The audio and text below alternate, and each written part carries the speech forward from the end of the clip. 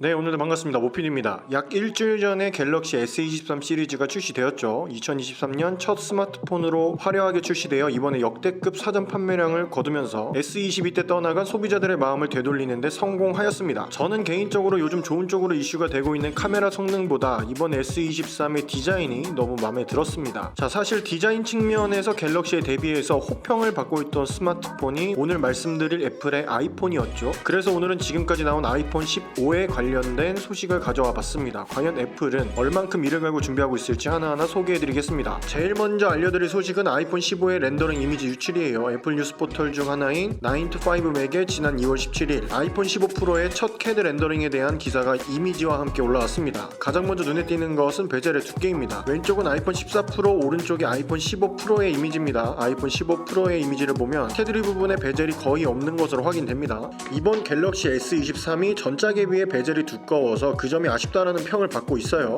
과연 이번에 출시될 아이폰 15의 베젤은 어느 정도까지 얇아질까요? 이번 애플워치 울트라에서 베젤이 얇아져서 많은 애플 유저들이 기뻐했었습니다. 과연 이번 아이폰 15 프로에서도 애플워치 울트라만큼의 혁신적인 베젤 두께를 적용해줄지 기대가 됩니다. 또한 기존 아이폰의 플랫팜을 버리고 프레임에 굴곡이 들어간다고 해요. 2012년 9월에 발표되었던 아이폰 5처럼 전면은 플랫하고 후면은 곡률이 있다는 소문이 돌았었는데 위 이미지 상으로는 사이드 프레임의 굴곡도 확인되고 있어요. 후면 굴곡은 맥북 프로와 같이 2.5D로 라운드 처리되었고요. 마지막으로 정말 많은 분들이 기다리고 원했던 USB-C 타입이 드디어 탑재된 이미지가 유출이 되었습니다. 기존 라이트닝 케이블은 전송 속도도 C 타입에 비해 느리고 최근에 출시된 아이패드와 맥북이 다 C 타입으로 출시되어서 사실상 아이폰 하나 때문에 라이트닝 케이블을 들고 다녀야 했죠. 뭐 애플워치나 에어팟 같은 액세서리 종류를 제외한다면요. 이미 다 알고 계시겠지만 유럽의회에서 작년 10월에 모든 스마트폰의 충전 규격을 2024년까지 USB-C 타입으로 통일하라는 법안이 통과되었었습니다. 이 법안 때문에 아이폰 15도 C타입으로 변경이 될 거다. 기간이 2024년까지이기 때문에 아이폰 16부터 C타입을 넣을 거다 등 우리나라에서도 상당히 핫한 이슈였습니다. 이번 아이폰 14 시리즈 출시 때에도 아이폰 15에 C타입이 탑재될 확률이 높아 아이폰 15 시리즈 출시까지 존버하겠다는 분들도 많이 계셨고요. 하지만 이렇게 C타입이 탑재된 렌더링 이미지가 유출되었고 9to5Mac에서도 꽤나 믿을만한 유출 자료라고 하니 믿고 기다려봐야 할 것 같습니다. 마지막으로 위 이미지에서 유추해볼 수 있는 점이 하나 더 있습니다. 이번 아이폰 15에는 티타늄 바디가 탑재된다는 루머의 신빙성을 실어주는 이미지입니다. 기존에 탑재되던 스테인리스 스틸 소재는 조그마한 흠집도 상당히 부각되어 보이고 지문도 많이 남았죠. 티타늄 소재를 사용한다면 이러한 단점들을 보완할 수 있을 겁니다. 스테인리스 소재보다 가볍고 내구성이 강하기 때문에 외부 충격에 강하죠. 하지만 티타늄 소재로 아이폰을 만든다면 스테인리스보다 제조 단가가 훨씬 더 비싸지기 때문에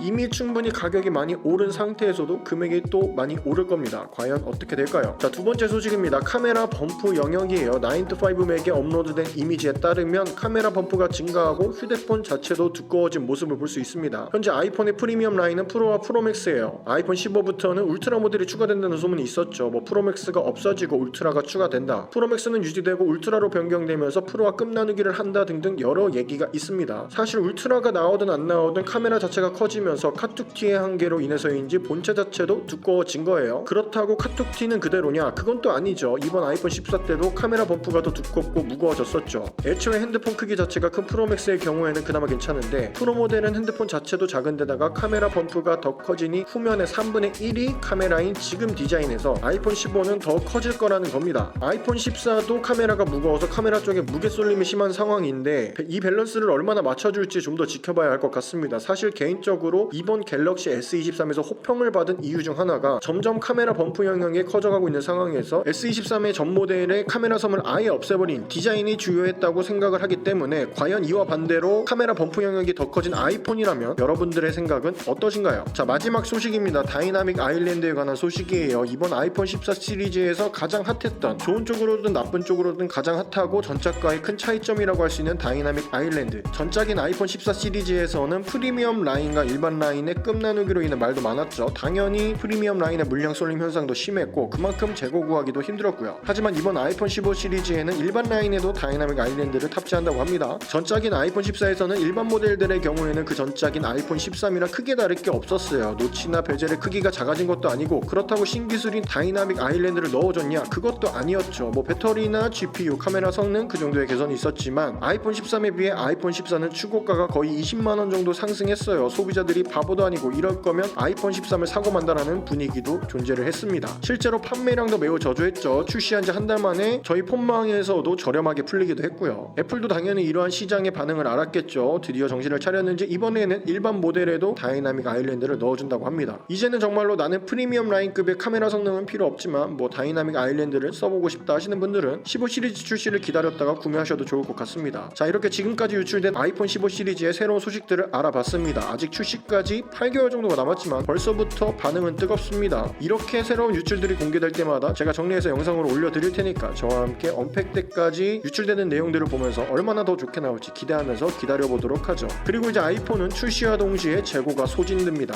이미 아이폰 13 때부터 그래왔고 아이폰 15도 크게 다르지 않을 거예요. 합리적인 가격에 빠른 재고 확보를 원하시는 분들은 지금 바로 더보기란과 고정 댓글의 링크를 통해 아이폰 15 시리즈의 사전 예약 알림을 신청해주세요. 항상 사전 예약 최저가, 가장 빠른 재고 배정으로 유명한 제가 운영하고 있는 폰망입니다. 오늘 영상이 도움이 되셨다면 구독과 좋아요 부탁드리면서 영상 마치겠습니다. 모피디였습니다. 안녕.